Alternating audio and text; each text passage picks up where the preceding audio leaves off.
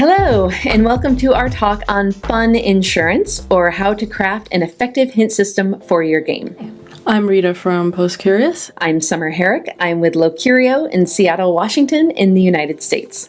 But before we get into it, let's talk about what a hint is and how is it different from a clue. Now, a lot of people use the terms clue and hint sort of interchangeably, and we want to avoid doing that, so let's define those words so that we're all on the same page right off the bat. Clues are generally in-game assistants. They're things that are part of a puzzle, they're there for the player to discover, and they're generally things that every team is meant to find. As opposed to hints, which is additional help that not every team will need or get, and should not be necessary to solve a puzzle. So if a bit of information is necessary to solve a puzzle, that means this is a clue, and you should be providing it for your players within the context or confines of your game, as opposed to it being an externally provided hint. And a hint system is just a way of delivering help to the player. So why is it important to have a good hint system? Well, games at heart are supposed to be fun, so you should consider a good hint system fun insurance. And what is it insurance against? Well, stalling in a game creates frustration. And in a real-life physical version of an escape room, this can lead to destructive tendencies in players, and of course we want to avoid that. But also, hints ensure that players can always be moving forward in your game.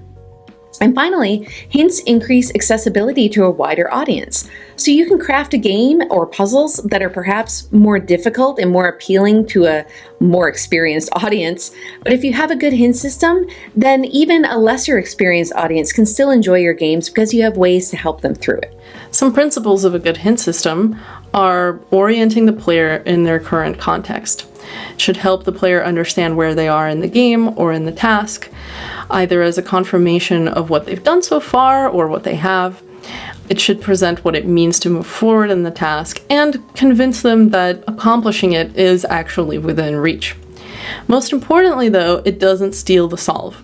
Your job as a designer is to make players feel smart. So the most important aspect of crafting a hint system is that players are not robbed of their aha moment. They should be doing as much solving as possible, and the hints should just be there to bridge the gap, rather than pave the whole way. That means that they should never be handed the answer too quickly. It should only happen as a last resort to moving forward. Hint systems should also not be judgmental. Players shouldn't be made to feel bad for taking a hint, and that starts outside of the game, in the debrief or in the instructions. We also advise not limiting hints and not penalizing players for taking them. Lastly, the hint system needs to be clear and detailed. The hint system is not a place to confuse people who are already confused. Hints should be given in small doses, but can also be made explicit when necessary. All right, so today I am going to be focusing on hinting procedure in live, in-person escape rooms. So let's jump right in and talk about the kind of two schools of thought here. One is the game control, or GC, curated system, and the other is a player controlled system. Now I'll define these a little bit. In a GC curated system, this means that the game is being closely monitored by a host, and that host is making the decision as to if or when a team receives assistance, as opposed to the player controlled system, where the team is in charge of when they receive hints, and they usually do this by either asking GC or by perhaps finding or activating self-service hints, such as scanning a QR code in a room. Now, of course, there are pros and cons to both of these methods, and people who prefer one over the other. I myself personally, as both a player and a creator, I strongly prefer the GC curated system, and so I'm going to be kind of making a case for that today. And I will start off by talking about some of the things I find negatives with a player-controlled system. And that starts off by, let's talk about immersion. So here at Locurio, as with a lot of escape room companies, we like to create really immersive experiences. And nothing kills the immersion like having to decide if or when to ask for a hint. It breaks you out of the world of the game. It makes you way too cognizant of the time of the game, how much time you have left, how to use that time. And so it just kind of really is a buzzkill when it comes to immersion. Also, it makes it a little too easy to give up, and you see this especially with newbie teams who might just immediately pull that hint lever before they've really even given themselves a chance to think through a puzzle on their own. It can be hard to come to an agreement. Nothing is worse than being part of a team where one person wants to take a hint and another really doesn't, and it creates an argumentative state that is just not going to be fun. Also not fun is failure. And for a lot of people, having to ask for a hint, having to acknowledge that you can't solve the puzzle yourself is really a form of failure. And again, that's just not a fun frame of mind, and so we want to try to avoid putting our players into that position. And finally, and most importantly perhaps, is that players don't necessarily know when they need help. They may not know if they have 3 more puzzles or 13 more puzzles in a room, and so they're not the best people to decide if or when they need assistance. And that ties right into one thing that I really like about a game control curated system, is that nobody knows the game flow like you and your staff. You know exactly what pace a team should be on, you know how much of the game they have left, and you know when someone's about to go down a really bad rabbit hole of bad thinking that's going to distract them for 10-20 minutes, and you can cut that off at the pass. Also, you're taking the work off of the players' hands. You're giving them the confidence to sit back and enjoy the game. They don't have to be looking at the clock constantly. They don't have to constantly be thinking about if or when to take a hint. And that's why I consider this sort of the highest level of customer service. Now, it does require constant active monitoring, so you and your staff need to be consistently watching and listening to your players so that you're aware of where they're at in the game, what things they've already tried or thought of, so that you can keep them on the path to success. Now, this is a bit of an art form, so not only will you have to really vigorously train your employees, but you'll probably also have to retrain them every once in a while. And the more often that you're running games and doing this sort of game-controlled, curated hint system, the better you'll get at it. Practice doesn't necessarily make perfect because it is sort of an art form, and so you'll always have those times when perhaps you send a hint right at the moment when a team happens to make the solve on their own, and that's really unfortunate, but we are human beings, and in general, this is just a really strong hint system. And it provides just a really great experience for your players. Now, of course, there is always an exception to the rule, and in this case, we're talking about 3 exceptions. The first is the team that requests no hints whatsoever. The second is a team that would prefer to ask for their own hints. And the third is teams that want more hints than you would normally give. Now, in each of these circumstances, we try to explain to the team first and foremost why we do things the way we do. We're trying to keep them on track for the best chance of success, and we're trying to keep them immersed in the game. We're trying to take that work off of their hands so that they don't have to think about anything other than having fun in the game. And of course, we always take our players' wishes into consideration, but in general, we find that our system does still tend to work. We may wait to send hints a little longer to the no hints team than we normally would, but our games are fairly difficult, and so eventually we do almost always end up sending at least a little bit of a nudge. And I have to tell you that every single time this has happened, the team ends up happy. They're just so happy that they finally got a little bit of help. And if you can do it in a way that's really like built into the immersion, then they might not even necessarily feel so much like they got help. But you want to make sure that no matter what, you're keeping your team as happy as possible. Now, I'm going to briefly talk about my personal least favorite hint systems. These do both happen to be player-controlled systems. The first is the inattentive host. Now, this usually happens when someone is trying to run multiple games at the same time, or perhaps they're running a game and also manning the front desk, but their attention isn't 100% on you and your experience, and therefore when it comes time for you to need help, not only do you have to ask for it, but usually you have to sort of walk that person through what you've already done in the game and where you're at, what it is you need help with, and that's just really frustrating. And it's especially frustrating if you're watching the clock count down the minutes that you've paid for while you have to sort of retread a bunch of the game. Now, the other is 3 strikes and you're out, limited or restricted hints. This is where you are told you only get 3 hints in a room and that's it, or you can only get a hint every 10 minutes.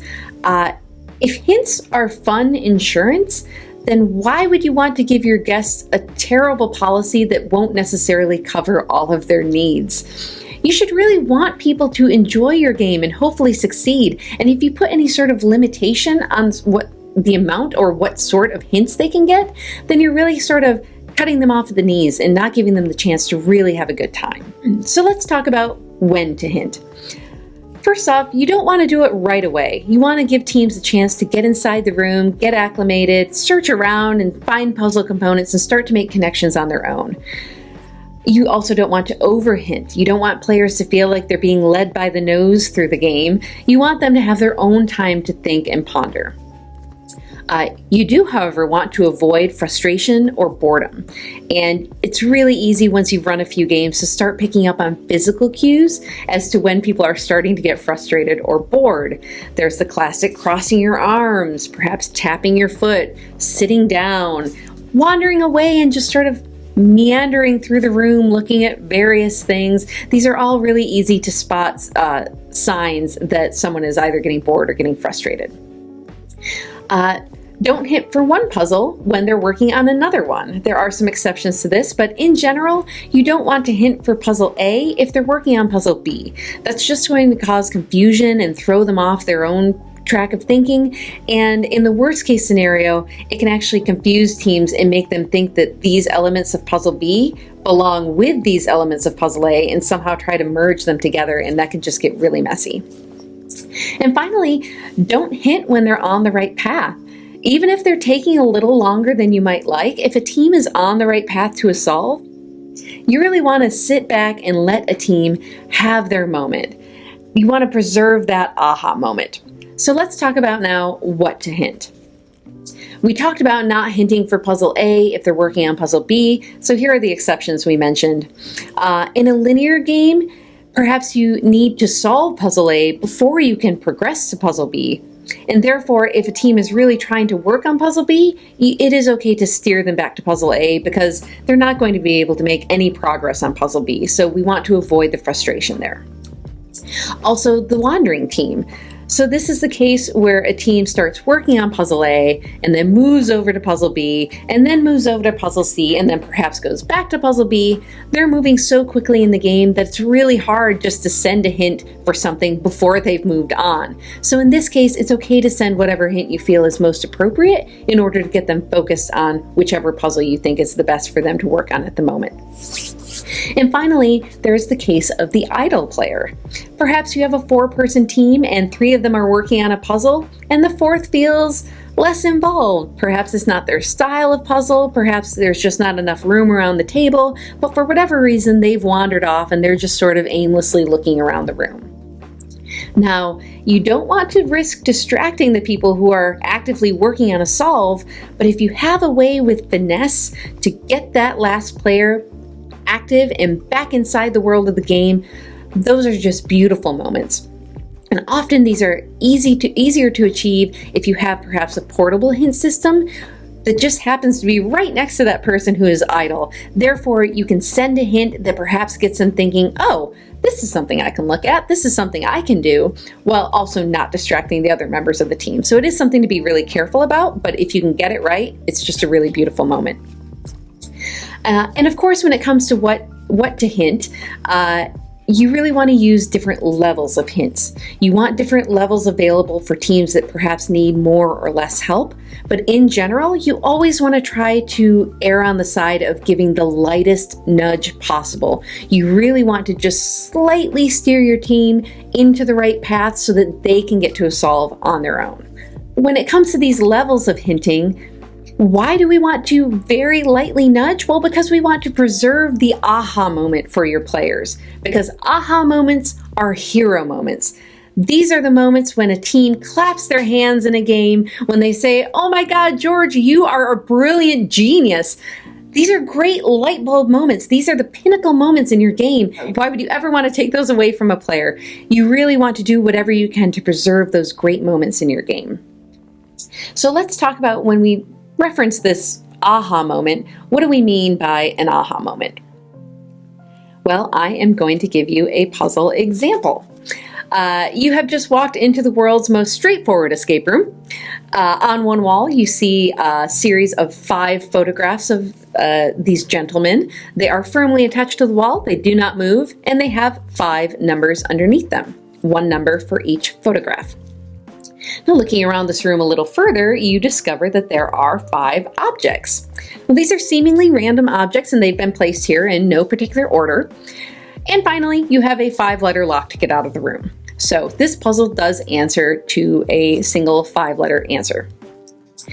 If you want, you can of course pause this video if you want to try to work out this puzzle on your own, but I'm just going to roll right into the explanation here so that we can get to talking about what the aha moment is. So I'm in this room and I am looking at this puzzle, and I'm going to assume first and foremost that these 5 photographs are firmly attached to the wall, therefore this might be indicating an ordering for me. There are 5 photographs and I found 5 objects in the room, so it stands to reason that they somehow go together to solve my 5-letter lock. So I'm going to start looking at these objects a little more closely. It looks like I have a baseball hat and a dice and some sort of bird, a van and a car. Well, that doesn't give me anything, so I'm going to start looking at my people here. And I see I have Leonardo DiCaprio, there's George Clooney, and Oscar the Grouch. Wait a second. Light bulb. Oscar the Grouch has the word car inside of it. Well, that maybe is interesting. Let's look at some of these other names. Sure enough, Leonardo DiCaprio has the word cap inside of it, and so on and so forth. You can keep moving down the line until you get finally, all you have left is George Clooney and this mysterious bird. And so now we can kind of back solve this last one, and we don't need to be able to identify the bird because we can look at George Clooney's name and say, I know how this puzzle works. I need a bird inside of George Clooney's name, and sure enough, I see the word loon. So we have now successfully connected each of the 5 objects to the 5 photographs on the wall. So what do we do now? Well, we had one further piece of information, which were the 5 numbers underneath each photograph. Now, what can we do with these numbers? Well, they all seem to be within 1 to 3. We do have 1, 4. But we've already used the gentlemen's names to provide a way to connect them to the objects. So we probably don't want to use their names anymore, but perhaps now we can use the objects themselves. So if we're going to use these objects themselves, maybe we can do what is called indexing. Now, this is a very popular form of puzzle extraction in the puzzling community. I wouldn't necessarily use it in an escape room unless I provided some sort of cluing to how to do it in the room. But in this case, we are going to use indexing. So for Oscar the Grouch, underneath his photo, we had a number 3. So we are going to count 3 letters into the word car, his associated object, to pull out the letter R. We're going to continue to do this with the rest of our gentlemen until we get the letters R-A-V-E-N, and that spells out raven. That is our final answer. Now, I have a lot that I'd like to say about this puzzle as far as what parts are elegant or inelegant, but this isn't a talk about puzzle design. But I am more than happy to talk about those details after the talk if anyone wants to. But moving on to talking about aha. So in this puzzle, let's break it down. There are first and foremost what we call the basic elements of a puzzle. And when you need to hint these, we just call these quality of life hints. So the basic elements in this puzzle are the fact that you have to search the room to find 5 objects. It's the fact that we have 5 items and we have 5 people, and we'll probably want to connect those 2 things somehow. You're not going to spoil any of the team's fun if you have to sort of nudge them on these elements. Now, there are minor or mechanical ahas. You can help with these if needed, but in general, you do want to keep the hints as light as possible. The minor or mechanical ahas in this puzzle are the ordering, figuring out that the 5 photographs attached to the wall are probably indicating an ordering since we cannot move them around, or perhaps the indexing function of deciding which letter to pull out of the object names. And finally, we have the major aha. Now, the major aha is really like the big light bulb moment. These are the moments that your team are most likely to remember after the game. These are the moments that are exciting and make you feel so smart. And so in this instance, the major aha is that the object word can be found within one of these gentlemen's names. So you do want to try to avoid hinting that moment as much as possible and really just give it the lightest nudge when you have to. So if I had to hint the major aha of the example puzzle, I would try to do it really as lightly as possible. So I might try to say something along the lines of, "These 5 men hold the answers within them." And if that wasn't enough to get people on the right track, I might progress to something more like, "As Shakespeare said, what's in a name?" Now we've narrowed in on the fact that it's maybe about the name and this is what they should be focusing on. But in general, hopefully you can see there with the example how we try to do as light of a nudge as possible so that we're not spoiling the aha moment for those players. If they need help, we try to get them back in track so that they can make the logical conclusion themselves. So let's talk about how to hint. Now, in general, in live in-person escape rooms, there are sort of 2 forms of how to hint. There is verbal or audio. These are hints that players are taking in through their ears. This might be something like a voice over a walkie-talkie, or an in-room host, or perhaps a talking animatronic in the room. The other form is, of course, written hints. This might be a television monitor attached to the wall, a tablet the team carries with them, or perhaps notes which are written and pushed under a door. They are hints that teams need to look at and read with their eyeballs. Of course, there are pros and cons to both systems, and in general, the verbal or audio version has a few more things to just kind of be cognizant of. Things like people who might have hearing impairment, or teams for whom English is a second language. They may have more trouble comprehending audio hints. And the nice thing about a written system is that generally people can kind of go back and look at it twice in order to make sure that they've comprehended exactly what was being conveyed to them. But basically, pros and cons for both systems, but these are the 2 general things that you see. And now finally moving on to what I like to think of as the ultimate live hint system, which is diegetic hints. Now, you certainly do not need to have a diegetic hint system. Certainly just having one that's sort of immersive and in-world goes a long way. But I think that a diegetic hint system is just a really lovely thing when you can pull it off. So, of course, let's try to define what we mean by this. Now, the word diegesis means a narrative or plot, typically in a movie. So when we talk about the word diegetic, that is usually used in movies to refer to sound, so diegetic sound. And an example of diegetic sound in a movie is something like the characters' voices, or a car honking, or music that's playing on the radio. These are noises and sounds that come from within the world of the movie. They are found within the narrative. They have a narrative context. Now, in an escape room with a hint system, a diegetic hint system might be something like coded messages from your cellmate. So why would we go to all this effort? Because it is a lot of effort to create a diegetic hint system. The top reason, again, going back to something we mentioned earlier, is immersion. So if you can really craft a beautiful diegetic hint system that lives within the narrative of your game, then you are doing everything to increase and maintain immersion for your guests. You don't want to present your guests with a single thing that will break that immersion, including the hint delivery system. And if it's really well done, sometimes players don't even realize that what they're getting is a hint, that they're getting a little bit of help. And that's a really beautiful thing, because then your players really feel like they are doing everything themselves. Now, how do you go about creating a diegetic hint system? Well, first and foremost, you really need to focus on who or what is providing these hints. And that'll help you craft what your diegetic hint system is. So if it's an animatronic, if it's a talking dog inside of the room, then that is a character within the world of the game.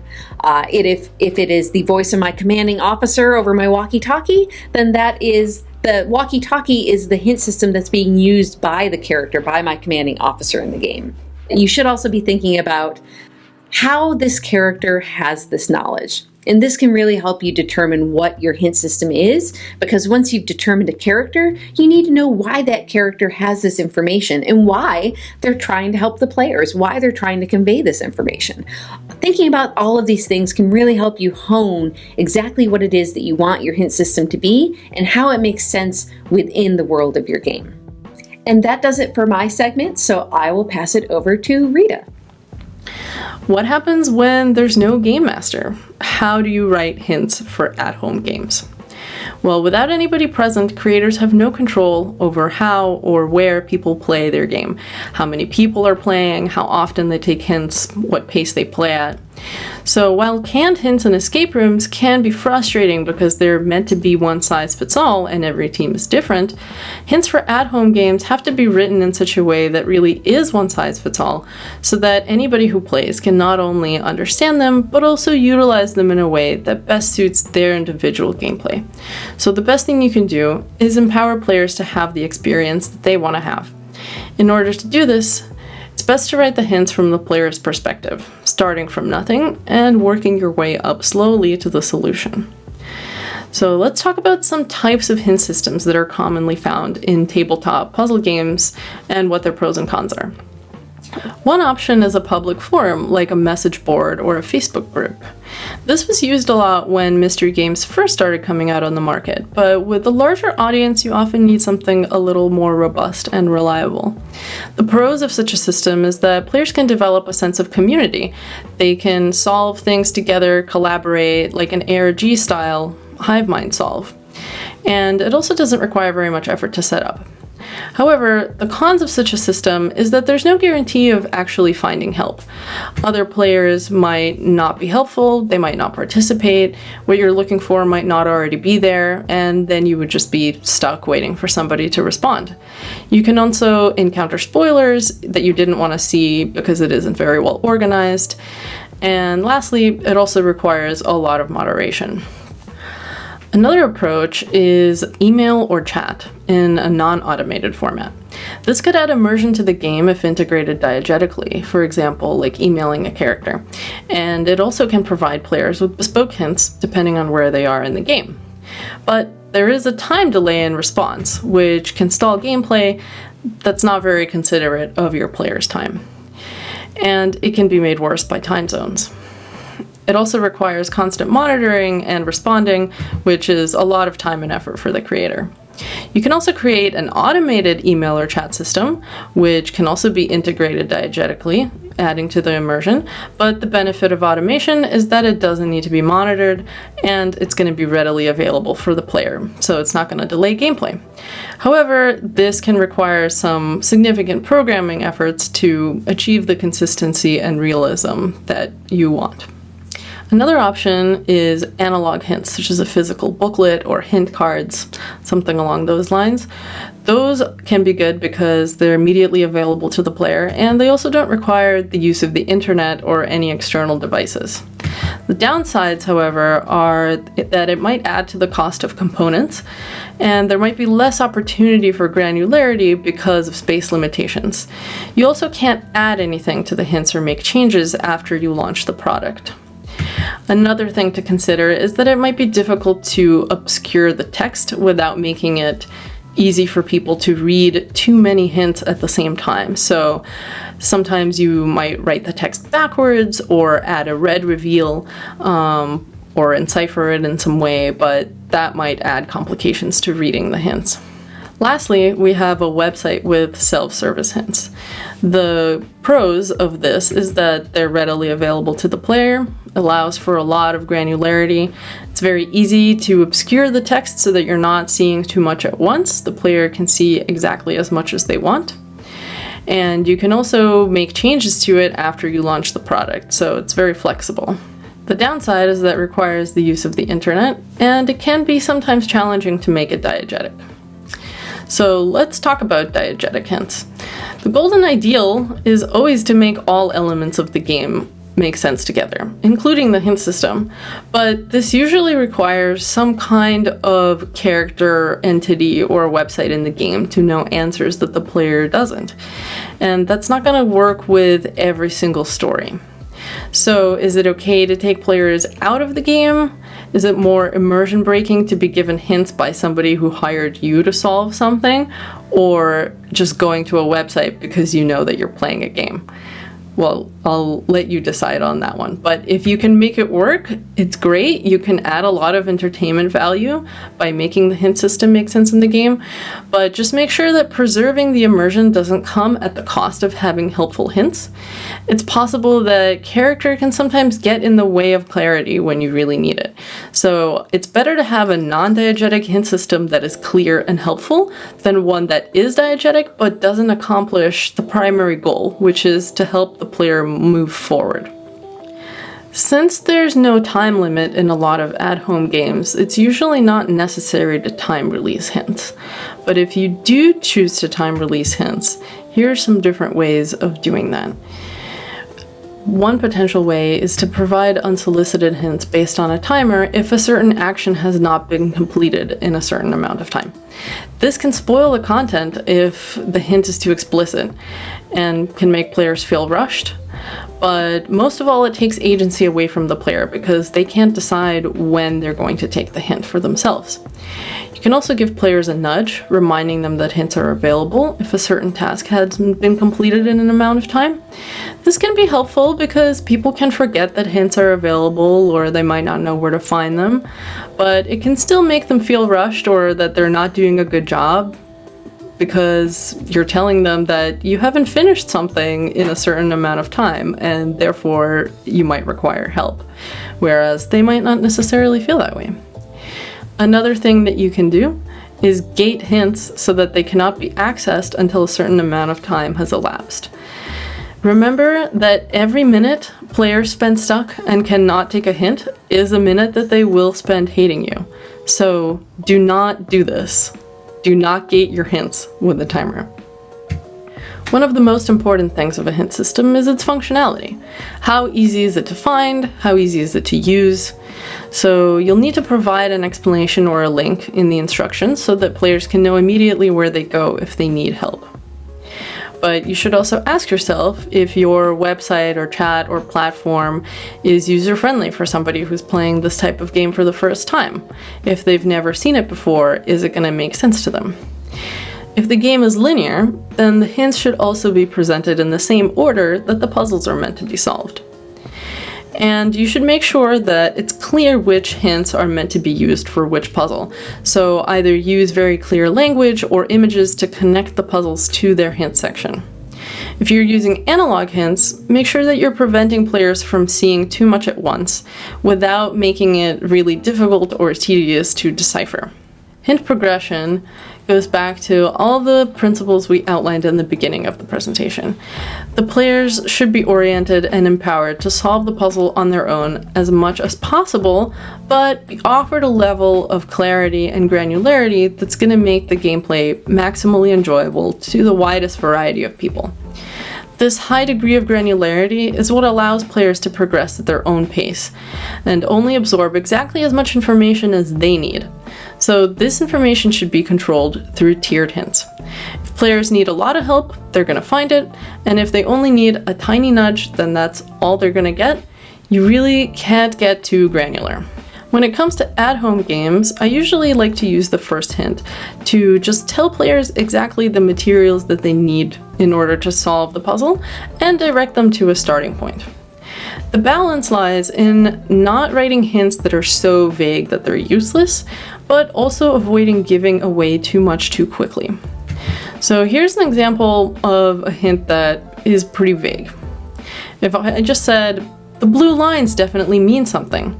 Well, if you're looking at a puzzle that has very intentional blue lines on it, you probably know that they mean something. So this is not really very useful at all. An overly explicit hint would be something like this. The blue lines each connect two objects that begin with the same letter, and these letters will give you the answer. This is not a good hint because it takes you way too close to the solution too quickly. It doesn't even give you the chance to figure out anything for yourself.